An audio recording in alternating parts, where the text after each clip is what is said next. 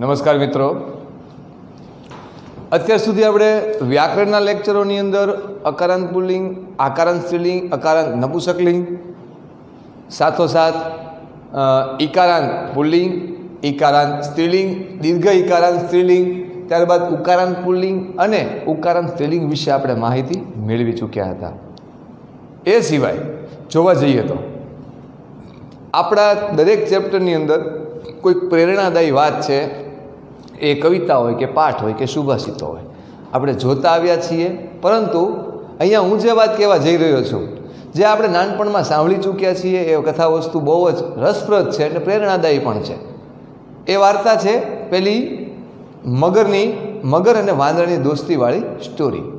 તમને ખ્યાલ છે મિત્રો કે મગર છે અને વાંદરાને બંનેને મિત્રતા થઈ જાય છે જાંબુને કારણે.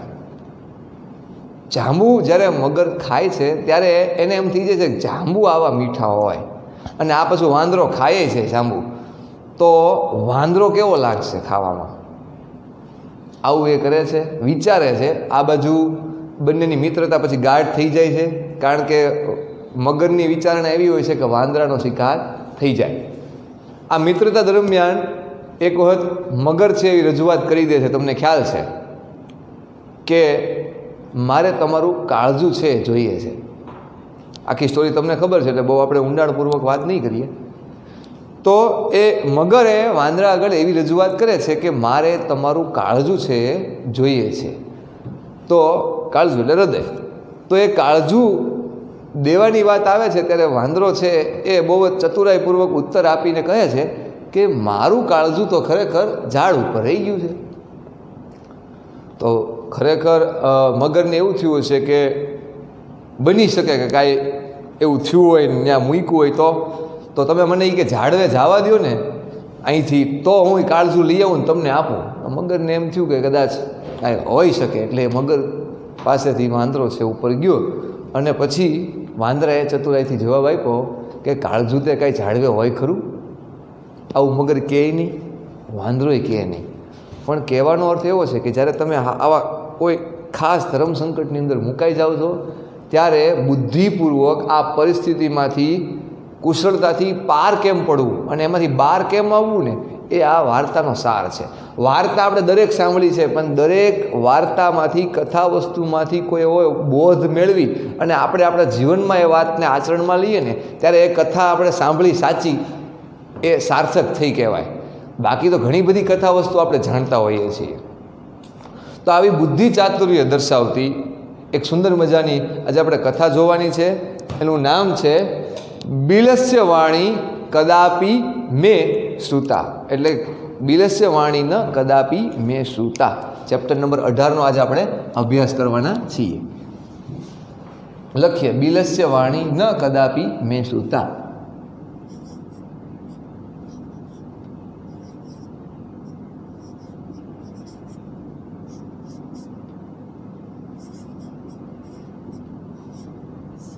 બિલસ્ય વાણી ન કદાપી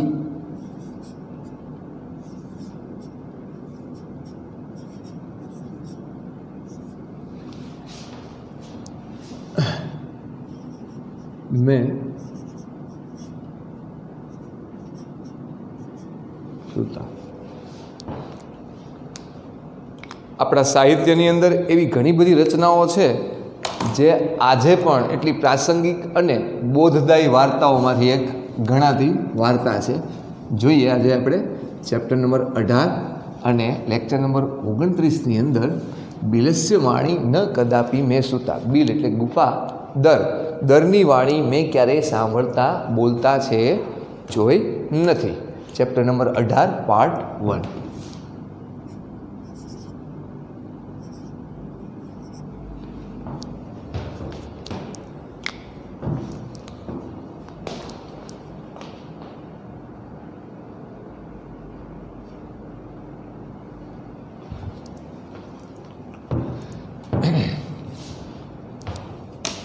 આ બોધદાયી એટલે કે આવી બધી કથા વસ્તુઓ ક્યાંથી આવે છે, એનો શું સ્ત્રોત છે, અને આ પાઠ આપણે ક્યાંથી લીધો એની થોડી પૂર્વ ભૂમિકા વિશે પણ થોડીક વાત કરી લઈએ.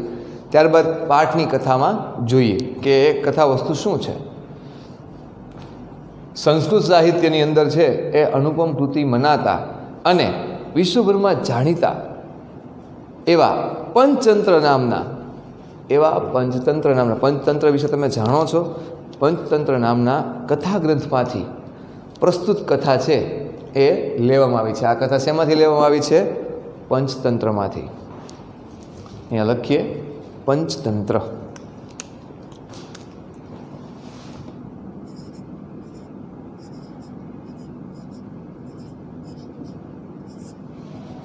પંચતંત્ર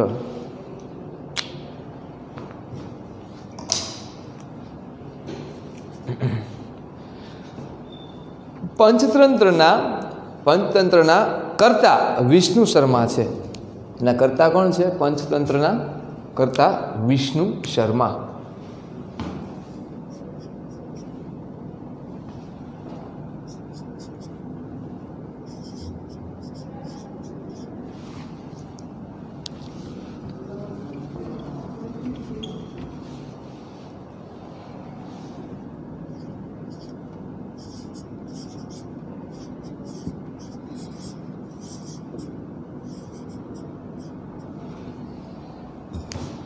વિષ્ણુ શર્મા પંચતંત્રના કર્તા છે.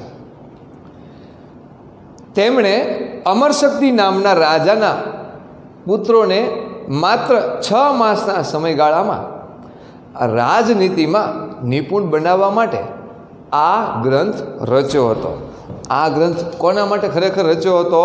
તો કે અમરશક્તિ નામના રાજાના પુત્રોને અમરશક્તિ નામના રાજાના 6 પુત્રોને માટે આ પંચતંત્ર નામનો ગ્રંથ છે રચવામાં આવ્યો હતો. 6 માસના સમયગાળામાં રાજનીતિમાં નિપુણ બનાવવા માટે આ ગ્રંથ રચ્યો હતો.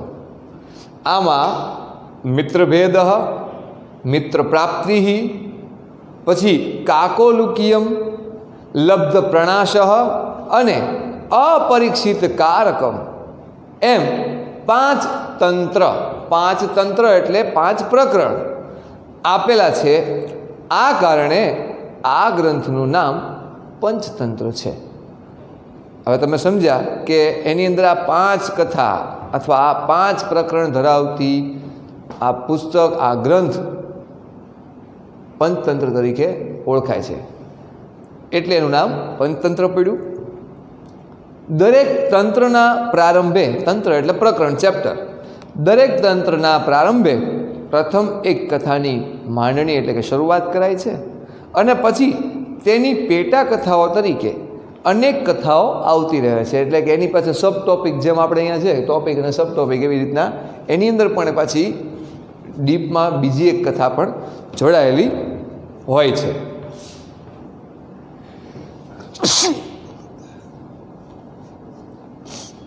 તો એવી રીતે કથાની અંદર કથા હોય છે.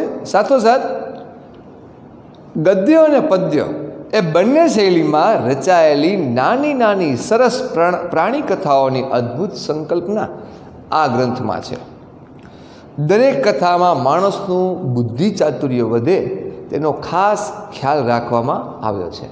કથાના અંતે ખરેખર તો માણસનું બુદ્ધિ ચાતુર્ય કઈ રીતે વધે એની તકેદારી આ એટલે કે પંચતંત્રની અંદર રાખવામાં આવી છે. સાથોસાથ કથાની અંતર્ગત કોઈ એક વિષયના અનુકૂળ તેમજ પ્રતિકૂળ બંને પક્ષ સામે ધરીને કથા વસ્તુને આગળ વધારવાની છે.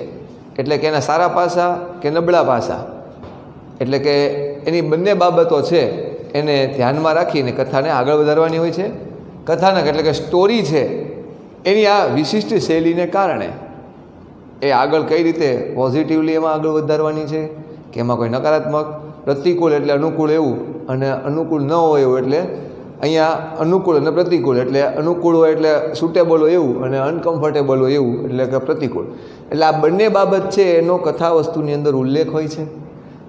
અને સાથોસાથ કહે છે કે આના કારણે આવી બંને બાબતોનો સમન્વય આ પંચતંત્રની બધી કથા વસ્તુમાં હોય છે. સાથોસાથ મનોરંજન પણ એટલું જ જોવા મળે છે. અને આ મનોરંજનની સાથોસાથ આવી કથા, આ કથા સાથે માણસને બુદ્ધિ ચાતુર્ય વધે એવો એક સુંદર મજાનો પ્રત્યેક કથાને અંતે સંદેશ, આ બધું હોવાની સાથોસાથ જીવનમાં ઉપયોગી એવો અમૂલ્ય ઉપદેશ પણ વાચકને પ્રાપ્ત થતો રહે છે. અને આવનારી આપત્તિની જાણ અને તે પછી તેમાંથી બચવાનો ઉપાય શીખવતી આ કથાનો અભ્યાસ કરતી વખતે અહીં વપરાયેલા અવ્યય પદોનો પણ અભ્યાસ આપણે કરતા જઈશું. મિત્રો, આની અંદર એક સિંહ અને શિયાળની વાત છે. શિયાળ જે ગુફામાં રહે છે એની અંદર સિંહ છે એ આવી જાય છે. સિંહને એવું હોય છે કે આ ગુફાની અંદર જે કોઈ ભૂલથી આવશે એનો હું શિકાર કરી શકીશ. પરંતુ સમય જતાં શિયાળને એ પોતાની જ ગુફામાં જતાં એના અંદાજો આવી જાય છે કે આની અંદર સિંહ છે એ આવી ગયો છે. એટલે શિયાળ છે એ પોતાની યુક્તિ વડે સિંહને બોલાવડાવે છે અને એ વાતની ખાતરી કરે છે કે ગુફાની અંદર સિંહ છે જ. જેવી એ વાતની એને દૂરથી ખાતરી થઈ જાય છે અને ત્યાંથી એ શિયાળ દૂર જતું રહે છે. અને આખરે એ અહીંયા સંદેશ આપે છે કે મેં ક્યારેય ગુફાને બોલતા સાંભળ્યું નથી. ગુફાને બોલવાની વાત એટલે આવે છે કે શિયાળ એમાં એક પ્રયુક્તિ, એક યુક્તિ છે એ અજમાવે છે. શું? એને એવી ખાતરી કરવી હતી કે એની અંદર સિંહ છે કે નહીં. એ જાણવા માટે યુક્તિ એવી વાપરે છે કે હે ગુફા, આપણે એવો કરાર નથી થયો કે જ્યારે હું આવું ત્યારે તું મને આવકારે? એટલે અંદર બેઠેલો જે સિંહ છે, જે શિયાળની કે કોઈ પશુની ખોરાકની વાટે હતો, તો એ સિંહને એવું થાય છે કે ખરેખર મારી અહીંયા કંઈક ભૂલ થતી હોય એવું લાગે છે. ખરેખર આ ગુફા જો અવાજ કરતી હશે, કદાચ મારા ભયના કારણે ગુફા નહીં બોલી હોય, પરંતુ જો હું આવકારો આપીશ કે અહીંયા શિયાળ આવે છે અને એનો ગુફાની જગ્યાએ હું આવકારો આપીશ ને, તો કદાચ એવું બને કે આ શિયાળ અંદર આવે ને મને એનો ખોરાક મળે. એટલે કે એને હું ખોરાક તરીકે શિયાળને સ્વીકારું. એટલે એ ખોટી ન પડે એનો કરાર ગુફાનો. અને જાણે ગુફા ડરી ગઈ હોય છે એટલે એનો કોઈ અવાજ આવતો નથી. એટલે એની અવેજીમાં સિંહ છે એ શિયાળને બોલાવે છે ગુફાના અવાજમાં, કે જાણે ગુફા બોલે છે એવું કરે છે. પછી જ્યારે અવાજ કરે છે ત્યારે શિયાળ ત્યાંથી દૂર ભાગતા ભાગતા કહે છે કે ગુફા તે કાંઈ બોલે નહીં. અને ગુફા જો બોલતી હોય તો એ ગુફા ન કહેવાય. એટલે કે આ તો એણે એક પ્રયુક્તિ વાપરી હતી. દરેક કામ, ચાહે કોઈ પણ લેવલે હોય, કોઈ પણ પરિસ્થિતિમાં એ અઘરું પડે એવું હોય, તો એનો કાંઈક હલ હોય છે, એનો કાંઈક તાળો તો હોય જ છે. એ તાળાની ચાવી આપણે શોધવી પડે. તો એ વાત મેં તમને થોડીક સંક્ષિપ્તમાં કરી છે. અહીંયા આપણે પહેલાં સંસ્કૃત છે એ વાંચીએ. આખા સંસ્કૃતનું પઠન થઈ ગયા પછી આપણે પાઠને આપણે સમજતા જશું અને એનું ટ્રાન્સલેશન લખતા જશું. જોઈએ.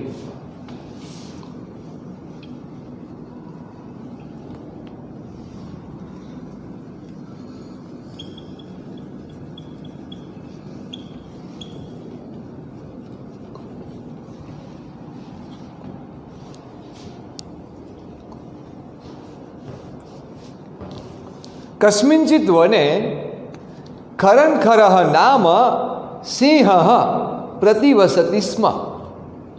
સહ કદાચિત ઇતિસ્તઃ ઇતસ્તઃ પરિભ્રમણ ક્ષુધાર્તઃ ન કશ્ચિદપી આહારમ અલભત. તતઃ સૂર્યાસ્ત સમયે એકામ મહતીમ ગુહામ દૃષ્ટવા સહ અચિંતયત. નૂનમ એતસ્યામ ગુહાયામ રાત્રો કોપી જીવ આગચ્છતિ.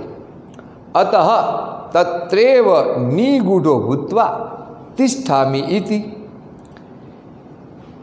એતસ્મિન અનંતરે ગુહાયાः સ્વામી દધિપુચ્છ નામ શૃગાલ સમાગચ્છત. સ ચ યાવત પશ્યતિ તાવત सिंहपद पद्धति गुहायां प्रविष्टा न च बहिरागता अपश्यत शृगालः अचिन्तयत् अहो वनिष्ठोऽस्मि विनष्टोऽस्मि नूनम अस्मिन् बिले सिंहः अस्तीति तर्कयामि। अस्ति प्लस इति एवो शब्द है। अस्तीति तर्कयामि तत् किं करवाणि एवं विचिन्त्य दूरस्थः रवं कर्तुम् आरब्धः। भोः बिल किं न स्मरसि यन्मया त्वया सह समयः कृतोऽस्ति यदाहं बाह्यतः प्रत्यागमिष्यामि तदा त्वं माम् आकारिष्यसि यदि त्वं मां न आह्वयसि, जो तू મને નહીં બોલાવે, તર્હિ અહમ દ્વિતીયમ બિલમ યાસ્યામિ, જો તું મને નહીં બોલાવે તો હું બીજી ગુફામાં જતો રહીશ. અથ એતत् શ્રુત્વા સિંહઃ અચિંતયત નૂનમ એષામ, નૂનમ એટલે ખરેખર, નૂનમ એષા ગુહા સ્વામિનઃ સદા સમાવાહનમ કરોતિ પરંતુ મદભયાત ન કિંચિત વદતિ તत् અહમ અસ્ય આહ્વાનમ કરોમિ એવં સહ બીલે પ્રવિશ્ય મે ભોજ્યમ ભવિષ્યતિ.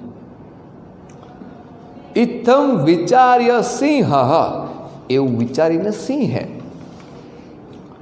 સહસા શૃગાલસ્ય આહ્વાનમ અકરોત. સિંહસ્ય ઉચ્ચગર્જનસ્ય પ્રતિધ્વનિના सा गुहा उच्चैः शृगालम् आह्वयत. अनेन अन्ये अपि पशवः भयभीता अभवन्. शृगालोऽपि ततः दूरं पलायमानः इमम् अपठत्. अनागतं यः कुरुते स शोभते स शोच्यते यो न करोत्यनागतं वने अत्र संस्थस्य न वने अत्र संस्थस्य समागता जरा बिलस्य वाणी, એટલે કે આપણું આ શીર્ષક બિલસ્ય વાણી ન કદાપી મેં શ્રુતા. આ સાથે આ પાઠનું પઠન મેં કર્યું. ફરીને એક વખત આખો પાઠ છે હું વાંચું છું. એક એક શબ્દ ઉપર ધ્યાન આપજો. આનું ઉચ્ચારણ છે એ સમજવા જેવું અને વ્યવસ્થિત સાંભળવા જેવું પણ છે. અને પાઠના શબ્દો ઉપર તમારી આંખ હોય અને કાન છે હું બોલું છું ત્યાં. ફરીથી પેજ નંબર 71 ઉપર ધ્યાન આપજો. કસ્મિંચિત વને ખરંખરઃ નામ સિંહઃ પ્રતિવસતિ સ્મ. અહીંયા ખરંખર નામ સિંહ, ખરંખરઃ.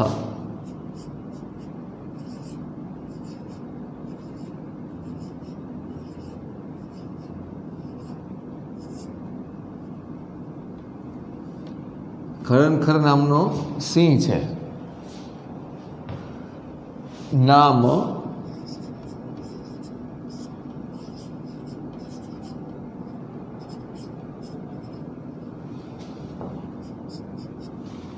આપણે મુખ્ય બે પાત્ર છે, એક ખરંખર નામનો સિંહ અને બીજું પાત્ર છે હવે આવશે કસ્મિંચિત વને ખરંખરઃ નામ સિંહઃ પ્રતિવસતિ સ્મ. એટલે કે કોઈ એક વનમાં ખરંખર નામનો સિંહ છે રહેતો હતો. સ્મનો પ્રયોગ તમારે 9માં તો ખરો, પરંતુ 10માં છે એ વ્યાકરણનો એક મુદ્દો આવશે. સ્મ એટલે કે જેમ આપણે ઇંગ્લિશની અંદર વોઝવેર આવે છે એવી જ રીતે જ્યારે ક્રિયાપદની પાછળ સ્મ લગાડવામાં આવેલું હોય ત્યારે એ વાક્ય ભૂતકાળનું થઈ જાય છે. એટલે કહે છે કસ્મિંચિત વને, એટલે કે કોઈ એક વનની અંદર અથવા વનમાં ખરંખર નામનો સિંહ છે રહેતો હતો. સહ કદાચિત, તે અથવા તે એકવાર કદાચિત ઇતસ્ત એટલે કે પરિભ્રમણ શુદ્ધાર્થ ન કિંચિત અપી આહારમ અલભત સહ કદાચિત ઇતસ્તત પરિભ્રમણ શુદ્ધાર્થ ન કિંચિત અપી આહારમ અલભત એટલે કે તે એકવાર આમ તેમ ભટકતા ભૂખથી પીડાયેલો અને તે કોઈ પણ ખાવાનું ન મળ્યું. તતઃ પછી સૂર્યાસ્ત સમયે એટલે કે સૂર્ય આથમવાના સમયે અથવા સૂર્યાસ્તના સમયે એકામ મહતીમ ગુહામ દૃષ્ટવા. એકામ એટલે એક, સ્ત્રીલિંગમાં એકને એકામ કહેવાય. એકામ મહતીમ મોટી, ગુહામ એટલે કે ગુફા, દૃષ્ટવા જો દૃષ્ટવા લાગ્યું તો આ પ્રત્યે લાગ્યો દૃષ્ટવા જોઈને એટલે કે સંબંધક ભૂતકૃદન. ગુહામ દૃષ્ટવા સહ અચિંતયત મોટી ગુફા જોઈને તેણે વિચાર્યું નૂનમ એતસ્યામ ગુહાયામ ખરેખર આ ગુફામાં રાત્રો કોપી જીવ આગચ્છતિ અત્ર અતઃ અત્રેવ નિગૂઢો ભૂતવા એટલે કે છુપાઈને, ભૂતવા એટલે છુપાઈને, નિગૂઢો ભૂતવા અહીંયા જ છુપાઈને, ભૂતવા તિષ્ઠામી ઇતિ એટલે કે અહીં જ છુપાઈને હું રહું છું. તિષ્ઠામી એટલે રહેવું, ઇતિ કે અહીંયા જ હું રહું. ફરીથી આ પેરેગ્રાફ છે હું વાંચું છું. કસ્મિંચિત વને ખરંખર નામ સિંહ પ્રતિવસતિ સ્મ સહ કદાચિત ઇતસ્તઃ પરિભ્રમણ શુદ્ધાર્થ ન કિંચિદપી આહારમ અલભત.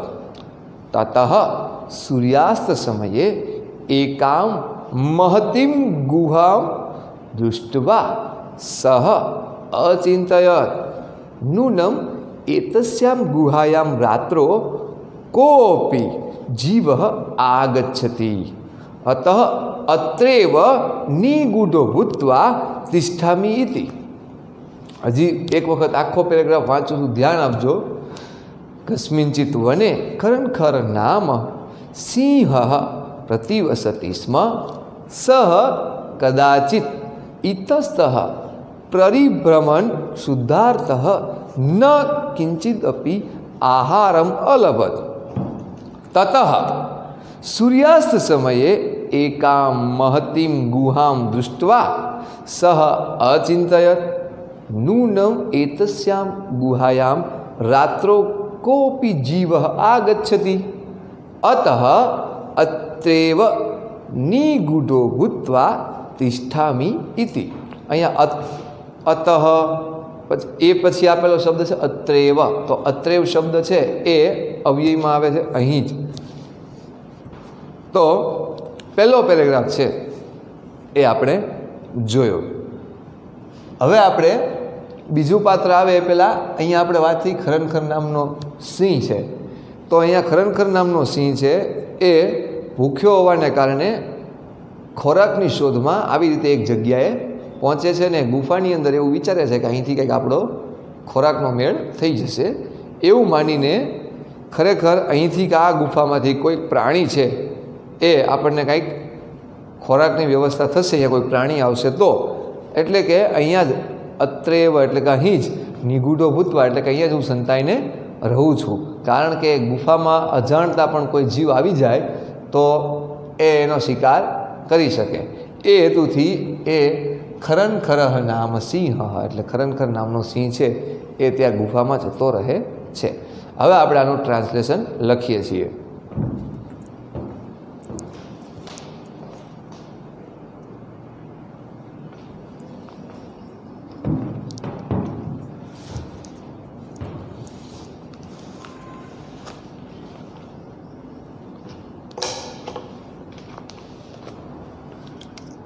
Paragraph 1.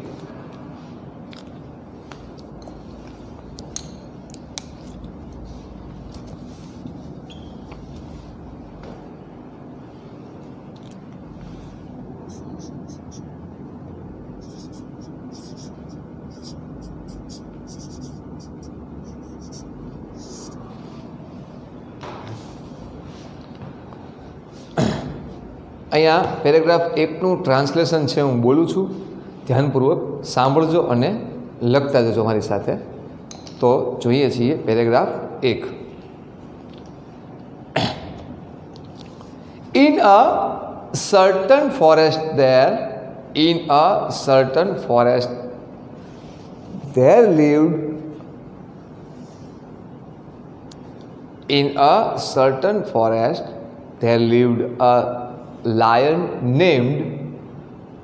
a certain forest there lived a lion named ખરનખરહ.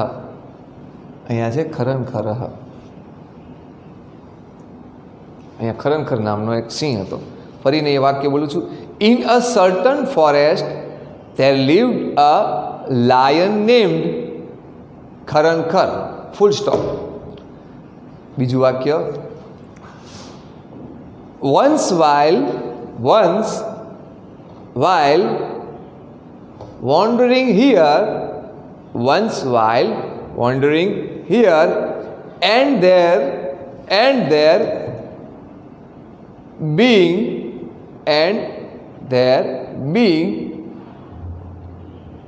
afflicted by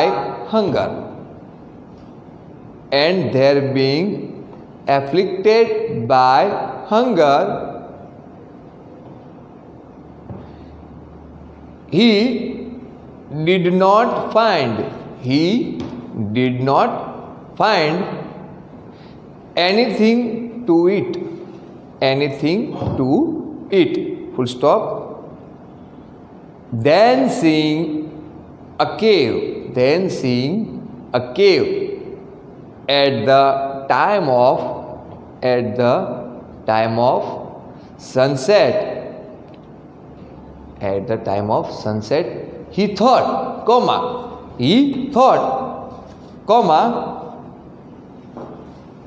indeed some living being comes in this cave at night, so I stay hidden here only. Full stop. પહેલો પેરેગ્રાફ છે, અહીંયા પૂર્ણ થયો. ફરીથી બોલું છું. In a certain forest there lived a lion named ખરનખર. Full stop. Once while wandering here and there being afflicted by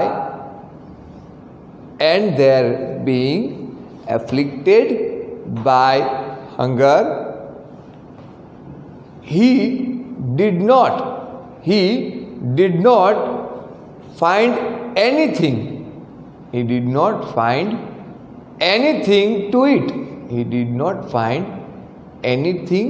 to eat. Full stop. Then seeing a cave at the time of sunset, he thought, indeed some living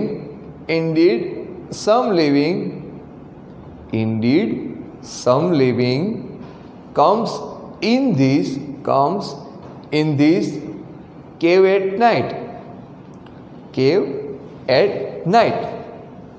So stay hidden here only.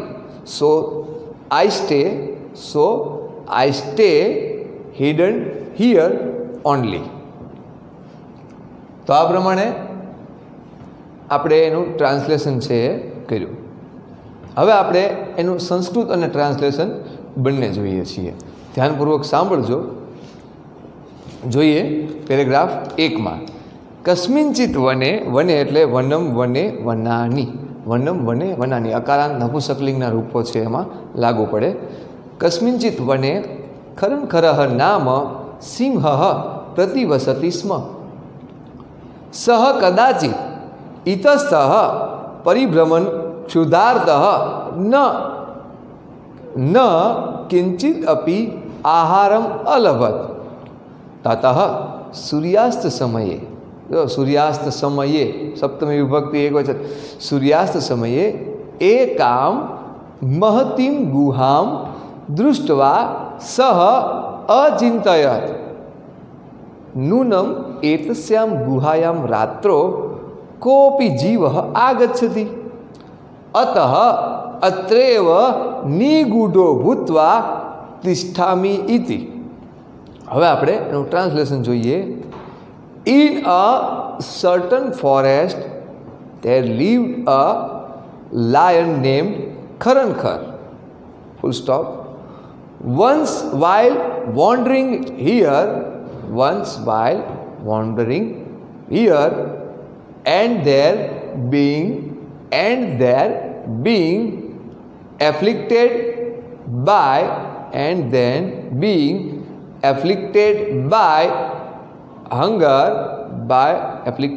hunger, he did not find anything to eat. Full stop. Then seeing a cave at the time of sunset,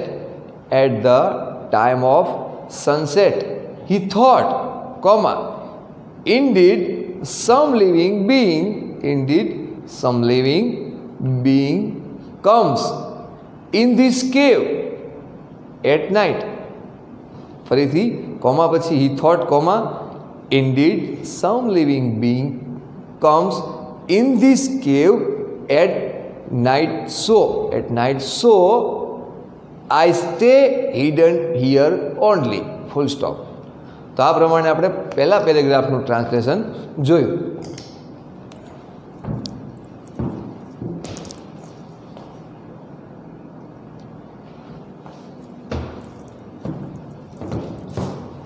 લખીએ. આટલી વાત કર્યા બાદ તમને એટલો ખ્યાલ આવી ગયો હશે કે ખરણખર નામનો એક સિંહ છે એ જંગલની અંદર ખોરાકની શોધમાં હોય છે અને એક ગુફામાં તે રોકાઈ જાય છે સૂર્યાસ્ત થતાં, કારણ કે એની ઈચ્છા એવું માનતો હોય છે કે અહીંયા કોઈ પશુ આવી જાય ભૂલથી પણ તો આપણે ખોરાકની વ્યવસ્થા થઈ જાય. જોઈએ આજનું આપણું હોમવર્ક. ચેપ્ટર નંબર 18નો પહેલો પેરેગ્રાફ.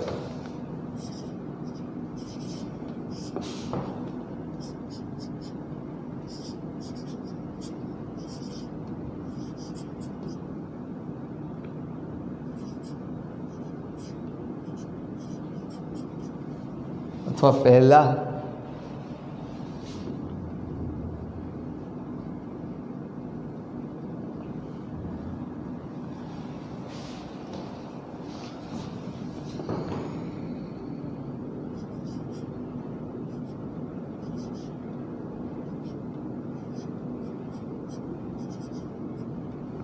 પહેલા પેરેગ્રાફનું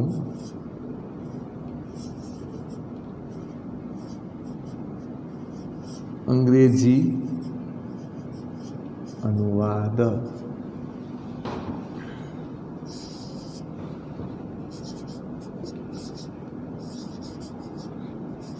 ફેરબુકમાં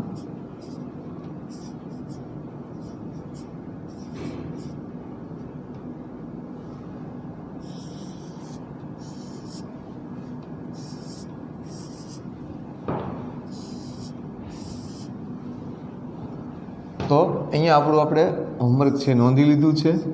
તમે પણ મારી સાથે જેટલું અહીંયા હું કહેતો જાઉં છું એટલું તમે લખતા જજો. ફરીને આપણે હોમવર્ક તો લખી લીધું છે, પરંતુ એક વખત સંસ્કૃત અને એનું ટ્રાન્સલેશન હું બોલું છું, ધ્યાનથી સાંભળજો. કસ્મિંચિત વને ખરનખરઃ નામ સિંહ પ્રતિવસતિ સ્મ સહ કદાચિત ઇતસ્તઃ પરિભ્રમણ ક્ષુધાર્ત ન કિંચિત અપી આહારમ અલભત તતઃ સૂર્યાસ્ત સમયે એકામ महतीं गुहां दृष्ट्वा सः अचिन्तयत् नूनम् एतस्यां गुहायां रात्रो कोऽपि जीवः आगच्छति अत्र अतः अत्रैव निगूढो भूत्वा तिष्ठामि इति। જોઈએ in a certain forest there lived a lion named Kharankar. Full stop. Once while wandering here and there, being afflicted by hunger, he did not find anything to eat. Full stop. Then seeing a cave at the time of sunset, he thought, comma, indeed some living being comes in this cave at night, so I stay hidden here only. તો આ પ્રમાણે આપણે સંસ્કૃત અને એનું translation chapter number 1ના પહેલા પેરેગ્રાફનો પરિચય મેળવ્યો. આ પછી ફરીને અહીંયા આવેલા વિભક્તિના અમુક શબ્દો જોઈએ તો એ તમને ધ્યાનમાં રાખ્યા હશે. તેમ છતાં એક તો શબ્દ આવ્યો વને, વનમ વને વનાની, તો વને. ત્યારબાદ આપણે વાત થઈ એમ સહ કદાચિત ઇતસ્તઃ પરિભ્રમણ क्षुधार्त न किंचिदपि आहारम अलभत. त्यारबाद ततः सूर्यास्त समये, सूर्यास्त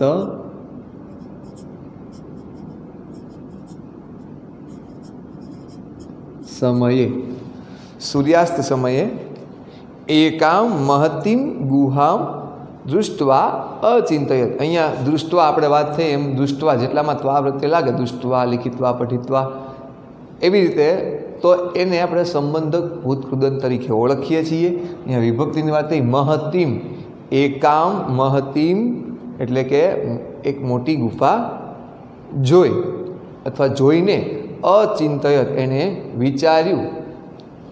नूनम एतस्याम गुहायाम रात्रो कापी जीव आगच्छति अतः अत्रैव. आ अत्रैव छे ए पण अहींया अव्यय तरीके छे वपरायेલું છે એટલે અવ્યયની આપણે પણ સમજ મેળવતા જવાની છે. આપણે વાત થઈ હતી એ પ્રમાણે અવ્યયામાં કેટલા આવ્યા તો જોઈએ અવ્યય ક્યાં ક્યાં છે. તમારી બુકમાં પણ આપેલા છે, ટેક્સ્ટ બુકમાં પેજ નંબર 72 ઉપર અવ્યય ક્યાં છે તો લખીએ. પહેલો જ પાઠની શરૂઆતમાં આવે છે એક અવ્યય. શું નામ છે એમાં લખેલું છે કસ્મિંચિત. કસ્મિંચિત લખીએ.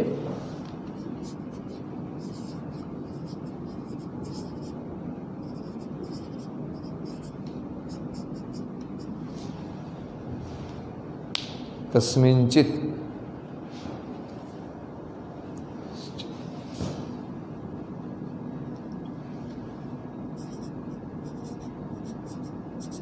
કસ્મિંચિત પછી છે કિંચિત અપી, પછી છે અત્રેવ. તો આટલી વસ્તુ છે અવ્યયમાં છે. આગળ છે આપણે અવ્યય જોવાના છે, પરંતુ આટલી વસ્તુ અહીંયા વિભક્તિમાં અવ્યયમાં પણ જોઈ. પહેલો પેરેગ્રાફ આજે આપણે જોયો. આવતા વખતે ફરી પાછાનું પુનરાવર્તન કરી અને આગળના પેરેગ્રાફ તરફ જોશું અને પાઠને વધુ વિસ્તારથી સમજશું. તો અત્યારે અહીં સુધી રાખીએ છીએ. અસ્તુ. જય હિન્દ.